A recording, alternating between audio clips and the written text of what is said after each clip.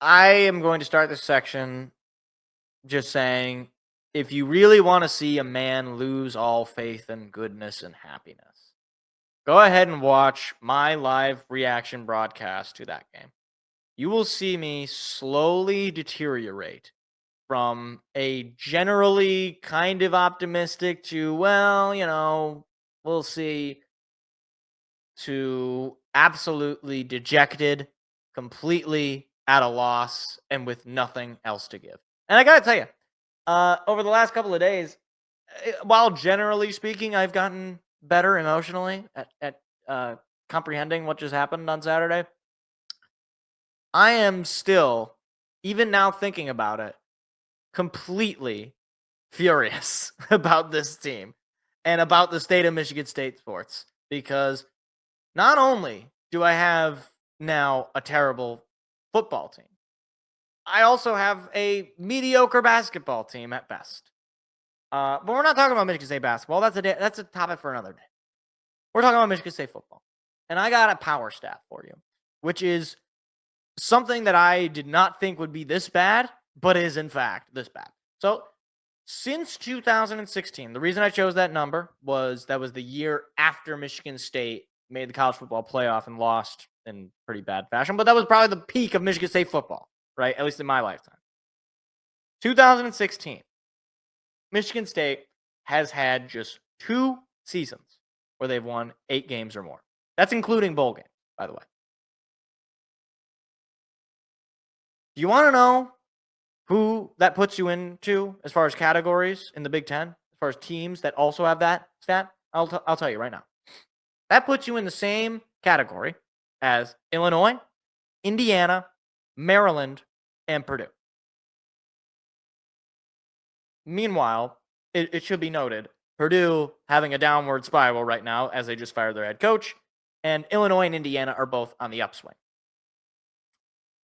This also, by the way, puts you less than Iowa, Michigan, Minnesota, Northwestern, Ohio State, Oregon, Penn State, UCLA, USC, Washington, and Wisconsin. The only 2 teams in the Big Ten that have had less 8-win seasons since 2016 are Nebraska and Rutgers. Rutgers, by the way, who just knocked your doors off. I'm going to say this in as nice a way I can.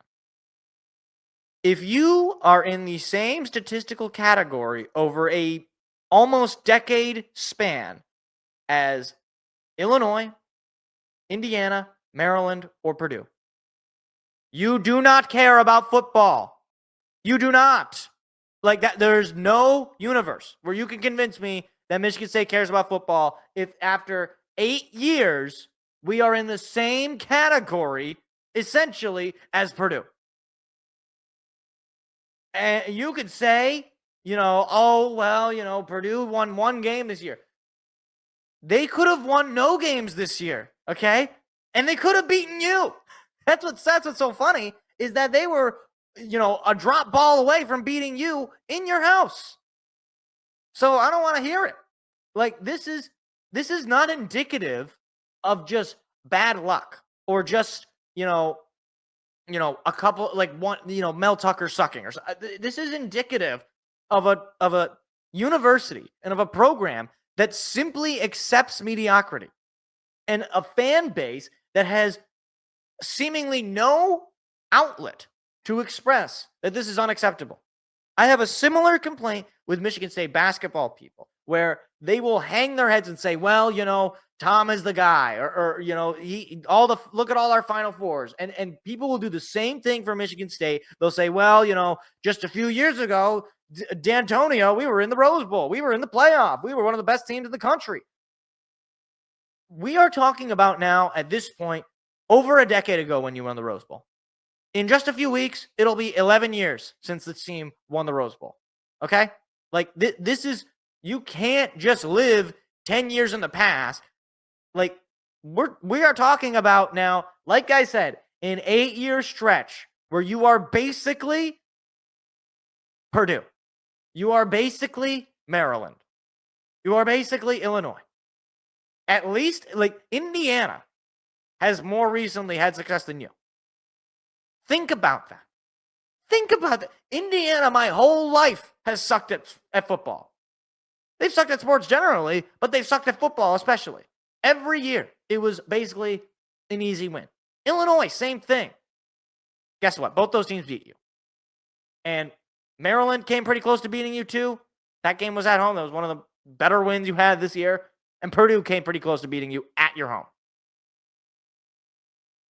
And the fact that this is less success than Northwestern. Okay, Northwestern is like the Vanderbilt of the Big Ten. The only reason they're even in there is to give ourselves some modicum of a idea that this is still technically for an academic, partnership.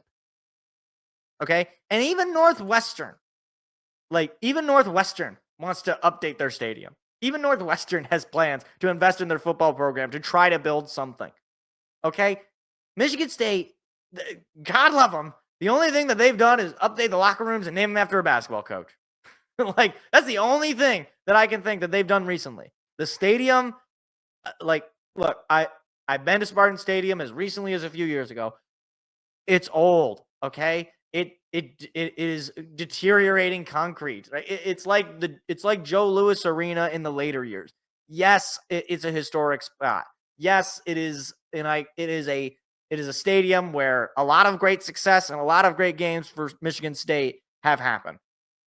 We need to do better, okay? Like we can't be playing. Nobody's gonna want to play in that dump. I'm sorry. It just is what it is. Now on to Jonathan Smith. I tend to try to be an optimistic guy, but I'm also a realistic guy. Jonathan Smith's first season was a failure. There's no way to get around it. Okay? You can't tell me that the fact that he won one more game than the Harlan Barnett and Mel Tucker tag team of last year with Noah Kim and Sam Levitt and whoever else at quarterback, that team only lost or only won one less game than you. You can't tell me that's not a failure. Not to mention, the transfers you brought in outside of Nick Marsh really didn't do all that much in terms of changing the trajectory of the team's overall success. Aiden Childs was inconsistent all year. He was turnover prone all year. Jack Velling scored one more touchdown than me all year. Like, I don't even know who got in on the defense. Like, the reason I know that whoever was brought in from the defensive side, if anybody at all, wasn't impactful is because we had gone a stretch of like a month or 2 months, I don't even know, without getting a sack on a quarterback. That's unacceptable. Unacceptable. Your coordinators did not ultimately change much of anything. Like, I was expecting maybe something more exciting offensively with a young quarterback who is a mobile threat, who has a deep ball threat with Nick Marsh, who has a solid tight end with Jack Velling, and none of it came true. You had a couple of nice deep ball shots that went to Nick Marsh or Montori Foster, and a couple of nice, first down pickups by Jack Velling here and there. But none of it actually accounted into winning. Like that, this is the thing people forget about. Ultimately, the goal of football and of sports is to win games, right? I don't care if, when you win games, it's, Jack Velling catching 2 balls for 3 yards. I don't know how you can do that mathematically, but like, if that is how you win the game, then you win the game that way. And whatever it was, whatever these coordinators did, whatever Jonathan Smith did, it just never worked. Like, it just seemed like at any point when a risk was taken, at any point when the going was tough and we needed a big play, they just came up short. Whether it was Boston College or whether it was Michigan or whether it was Illinois, they just consistently found inconsistency. Like, they consistently found an ability to not score. The amount, like, they would get a lot of yards, but they wouldn't finish drives. And they would keep teams in games. They're lucky they beat Iowa, frankly. It was just bad all in all. All in all. To say that this new era, the Jonathan Smith era, has started with anything other than abject disappointment is just copium to me. It's just, you're coping if you think this is not disappointing. or if this was quote unquote expected. All right? Like going 6-6 is not hard in college football, okay? When you know what's funny? When Michigan with a garbage quarterback, no disrespect to Davis Warren, with a totally inexperienced head coach, had never coached or never been a head coach by himself yet, can go out and beat both of their rivals, one of them at home, make a bowl game and then some, and we'll see if they end up winning the bowl game or if they even play in it, as well as obtain an elite recruit. How is like what standard are we living by that Michigan can go out and do that with, a new head coach, but when we get a new head coach, it's, well, we're just lucky that we managed to get almost into a bowl game. You know what? Almost only, there's an old saying, right? Almost only counts in horseshoes and hand grenades. And I got to tell you, we're not in a world war. I don't think Jonathan Smith is dealing with hand grenades, and he's not much of a horseshoe player either. So this is all ignoring the amazingly unimpressive fourth down calls throughout this game, throughout the season that just never worked, right? And the other fear I have is with this state of college football, it's very hard to keep some of these guys. I don't know if Nick Marsh is going to stay here. If I was Nick Marsh, why would I want to stay here? Like Aiden Childs, God love him. I don't know if he's going to be able to develop behind this O-line. His offensive line was a pylon, a bookcase, and Casper the Friendly Ghost. That was basically his offensive line. Was nothing. It was just somebody would stand still, and maybe Aiden Childs would be able to run away, or maybe he'd be able to get a pass off that goes incomplete. But for the most part, you're not going to do much. You're not going to do much. And you know what's like, look, dare I say this, all right? This might actually get some people upset with me. But at least when Mel Tucker came in, outside of the 2020 season, which was a shortened year, and I think everybody is willing to just write off that year entirely. His first year, the team won 11 games, went to a New Year's Six Bowl, had what I thought was the best running back of the entire draft class that year, had two very good currently NFL receivers in Jalen Naylor and Jaden Reed. And while the defense was terrible, that was, at least you had a fun team. I had a fun time watching that team in 2021. And that team actually beat Michigan. And it was a really good Michigan team, a Michigan team that ended up winning the Big Ten. Okay? So, like, don't give me this. It takes a really, like, the problem with saying it takes time to build this is that we don't have that kind of time anymore. It's not 10 to 12 years ago when D'Antonio was the coach, when you could say, okay, we're going to have guys for 3-4 years. We're going to have guys for, a substantial amount of time where they have room to get better and to develop. And we are going to be able to get recruits and not have to worry about, every new offseason, frankly, every week, like wondering whether or not we're going to keep these guys. So Jonathan Smith is going to have to figure it out and figure it out fast, because the more I see, the less I like it. All right. Like I don't know what style of play Michigan State has. I don't know if they're a run heavy team. They're certainly not very good at it. I don't know if they're a pass heavy team. They're certainly not very good at that either. I just there's no identity. There's no style. I don't even know how much anybody even wants to be there. It's like it's like there's no swagger. Like there's nothing. There is nothing. And I think that is what's most offensive, is that Michigan State, a team that when it was cooking, was a very respectable team. Not even respectable. It was a feared team. It was a team that very well could have won a national championship.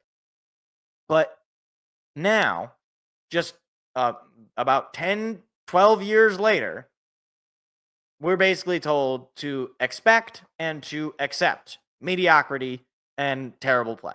It's the same, like it's a similar thing that I experienced with the Red Wings, where it's like we're just sort of sold that, okay, actually you're not supposed to be good, so just don't be good.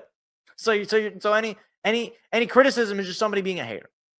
And I want nothing more than for Jonathan Smith to prove me wrong. But what evidence do I have based on his performance as a head coach this year and based on the team's performance this year that Michigan State not only cares about football, we already went over the programs you're in the same classification of since 2016. So I don't know why I should believe in Michigan State at this point. Losing to Rutgers at home in a blowout in the snow is just it's a backbreaker to me. It is the straw that broke Mike's back, and I'm just done with it. So I know that next year I will probably just be back and watching Michigan State play, and maybe I'll even be excited. But this might be the biggest offseason for Michigan State in a very long time. If you don't hit the portal, if you don't pick up the slack and find guys in recruiting or in the portal, if you don't make adjustments with your coordinators, with your personnel, you're just going to be left behind. And Alan Haller, the AD, he needs to give Jonathan Smith carte blanche to say, look, we give you the full backing. We're going to find some people to bring in some NIL deals to bring some of these highly talented recruits and these highly talented players currently to Michigan State to build a competent enough roster. Especially given that next year, your schedule is much easier than it was this year. So there's going to be no excuse if you manage to, again, miss a bowl game. And the fact, if you go 6-6 next year, I mean, I don't want any part of this. Because in no world is that some sort of a success to me. Hi, it's me again. If you enjoyed what you just saw, hit the like and subscribe button. We do live shows every Tuesday at 7 p.m. Eastern. Hope to see you there.